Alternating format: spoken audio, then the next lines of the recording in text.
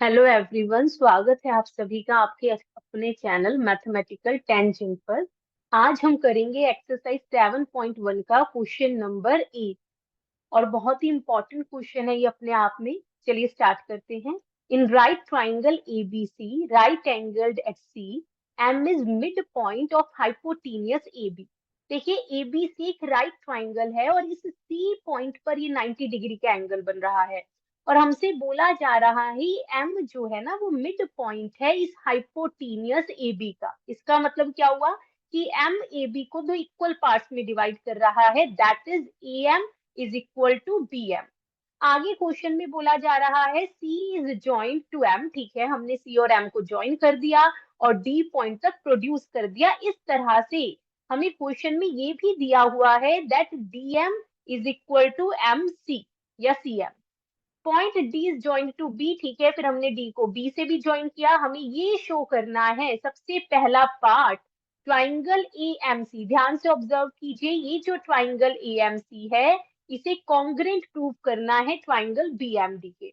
अब पहले road map देख लीजिए फर्स्ट पार्ट के लिए। देखिए, दो चीजें हमें पता है, अगर हमें किसी दो ट्राइंगल्स को कॉन्ग्रेंट करना है तो हमें तीन इक्वालिटीज चाहिए, तीन इक्वालिटीज। और तीनों इक्वालिटीज इस तरह से चाहिए कि कोई ना कोई क्राइटेरिया बने।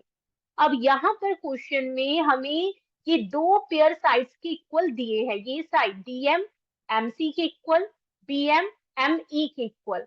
और हमें अगर किसी तरह से इनके बीच वाला एंगल इक्वल मिल जाए तो साइड एंगल साइड से दोनों ट्राइंगल्स कॉन्ग्रेंट हो जाएंगे। और ये दोनों इक्वल होंगे क्यों? जब भी दो लाइंस किसी पॉइंट पर इंटरसेक्ट करती हैं तो वर्टिकली अपोजिट एंगल्स का पेयर इक्वल होता है। तो इस तरह से हम अपना फर्स्ट पार्ट यहाँ पर प्रूव कर लेंगे। तो चलिए फटाफट से इसी बात को हम लिख लेते हैं जो अभी आपने समझी। गिवन टू प्रूफ जरूर लिखना है जिस क्वेश्चन में, ठीक है, क्योंकि ये प्रूफ वाला क्वेश्चन है तो हमें गिवन टू प्रूफ जरूर लिखना है। तो हम यहाँ पर मेन मेन बातें लिखेंगे। गिवन में हमें क्या दिया हुआ है, सबसे पहले मैथ्स है तो जितना हो सके सिंबल्स यूज कीजिए। हमें पूरा पूरा ये नहीं लिखना कि एम इज मिड पॉइंट, इस तरह से नहीं। हम सीधा लिखेंगे सबसे पहले तो ए एम। ए एम भाई क्या मतलब है एम मिड पॉइंट होने का, कि A M equal to B M. दूसरी बात dm is equal to C M. ठीक है, बस हमें ये दो बातें दी हैं। और ठीक है, ये एंगल 90 डिग्री भी है तो angle A C B is equal to 90 degree. हमें प्रूव क्या करना है, टू प्रूव में आप ये चारों बातें लिखेंगे और मैं आ रही हूँ सीधा सीधा प्रूफ पर फर्स्ट पार्ट में। तो in triangle A M C and triangle B M D, सबसे पहले तो हम बोलेंगे दैट डीएम, डीएम नहीं, पहले जो हमने ट्राइंगल लिया है हम उसी की साइड लिख लेंगे। ठीक है, दैट इज, हाँ जी, that is A M is equal to B M. ये बात हमें क्वेश्चन में दी हुई है, गिवन है। Then C M is equal to D M, ये भी क्वेश्चन में हमें दिया हुआ है। और तीसरी क्वालिटी अभी हमने समझी, angle A M C is equal to angle BMD. What is the reason? Vertically opposite angles. ठीक है, therefore triangle AMC is congruent to triangle BMD. Criteria जरूर लिखना है, कौन से हथियार को इस्तेमाल करके हमने इन दो ट्राइंगल्स को उड़ा दिया, तो वो है हमारा SAS साइड एंगल साइड। हाँ जी, अब सेकंड पार्ट पे आइए। सेकंड पार्ट में बोल रहा है कि एंगल डीबीसी को भी 90 डिग्री प्रूव कीजिए। हमें अब इस एंगल को भी 90 डिग्री लाना है। देखिए ध्यान से सुनिए। सबसे पहले तो जब मैंने अपने दो ट्राइंगल ए एम सी और बी एम डी को कॉन्ग्रेंट कर लिया तो सीपी सीटी से मुझे बताइए ये दोनों एंगल्स भी इक्वल आ जाएंगे। यानी यहाँ पर हम बोलेंगे angle angle A C M is equals to angle, हाँ जी, A C M is equal to B D M. ठीक है, बाय सीपीसीटी। अब ध्यान से सुनिए, ध्यान से देखिए, ये जो दो एंगल्स है, हमारा जो एंगल बी डी एम हो गया और ए सी एम हो गया, ये बी डी लाइन और ए सी लाइन के लिए कौन से एंगल्स का पेयर बन रहा है? तो इन दोनों लाइंस के लिए ये ऑल्टरनेट इंटीरियर एंगल्स का पेयर बन रहा है। Where where CD is transversal. ठीक है, तो अब हम यहाँ पर सीधा बोलेंगे since they are alternate interior angles for lines BD and AC, where, जहां पर हम देख पा रहे हैं where CD is transversal, CD is transversal. और अगर ऐसा है तो इसका मतलब ये जो दो लाइंस है जिनके लिए ऑल्टरनेट इंटीरियर एंगल्स बन रहे हैं, ये दोनों लाइंस आपस में पैरेलल होंगी। ठीक है, यही होता है कि अगर हम कोई भी पैरेलल लाइंस की एक प्रॉपर्टी शो कर देते हैं तो लाइंस आपस में पैरेलल हो जाती हैं।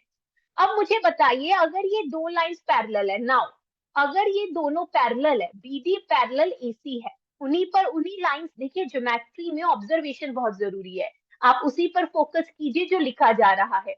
तो अगर ये दो लाइंस आपस में पैरेलल है और यहाँ पर मैं BC को ट्रांसवर्सल ले लूं, ध्यान से देखिए, where is BC in the figure, BC को, ये रही BC, इसे ट्रांसवर्सल ले ले, तो ये जो एंगल ABC है, sorry not ABC, angle DBC, और ये जो हमारा एंगल ACB है, ये दोनों मिलकर इक्वल टू 180 डिग्री होंगे। क्यों?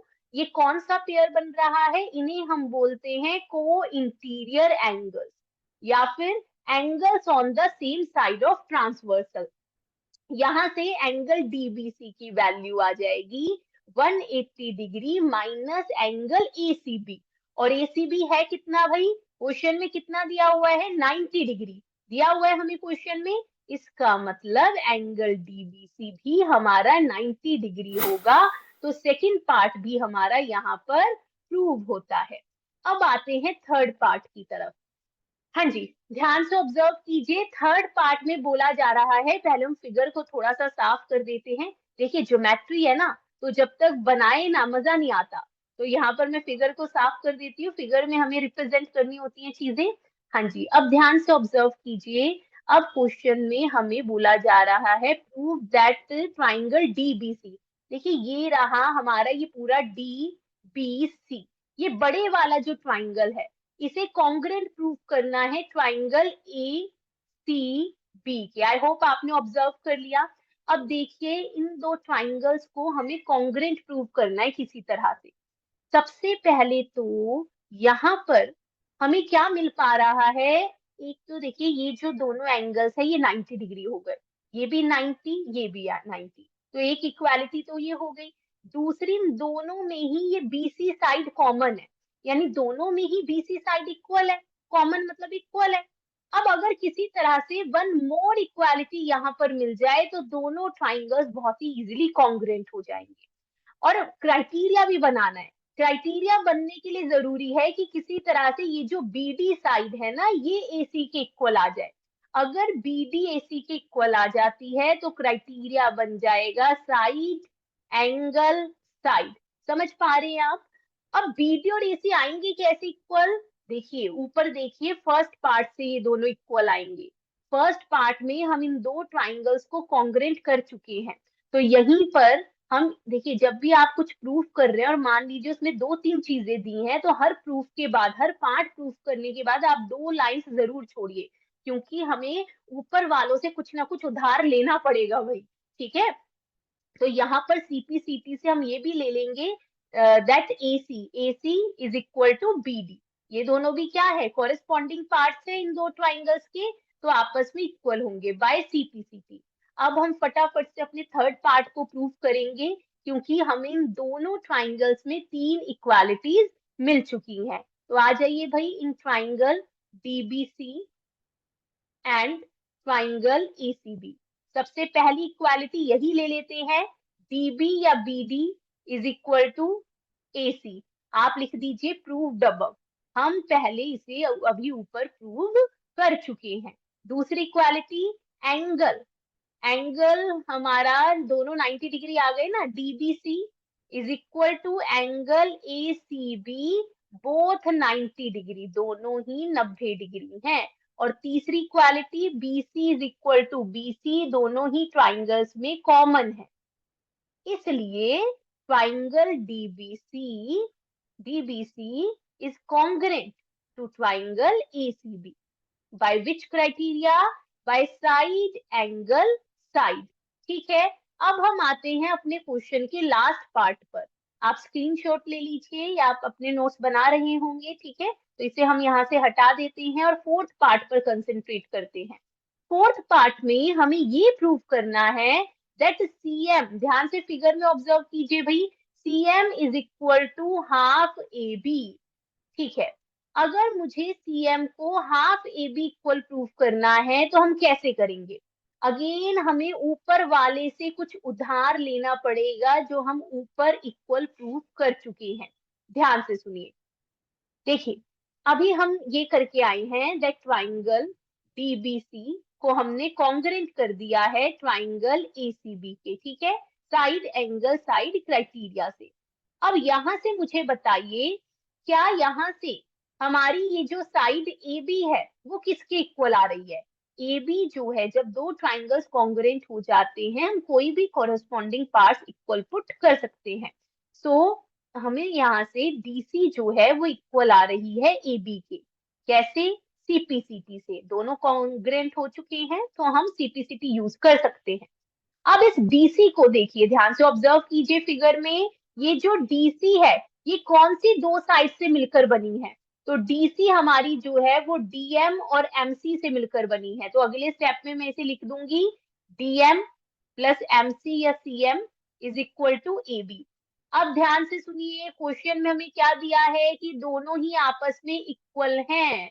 तो अगले स्टेप में मैं DM को भी CM लिख सकती हूँ, बिल्कुल, बिकॉज क्वेश्चन में गिवन है कि दोनों आपस में इक्वल है। तो ये हो गया twice CM is equal to AB, और 2 जो है उसे आप राइट हैंड साइड शिफ्ट कर दीजिए, सो 1/2 AB। और यही हमें इस क्वेश्चन में प्रूव करना था, हेंस प्रूव। यहाँ पर ये क्वेश्चन होता है complete. Thank you so much, मिलते हैं आप सबसे अगली वीडियो में।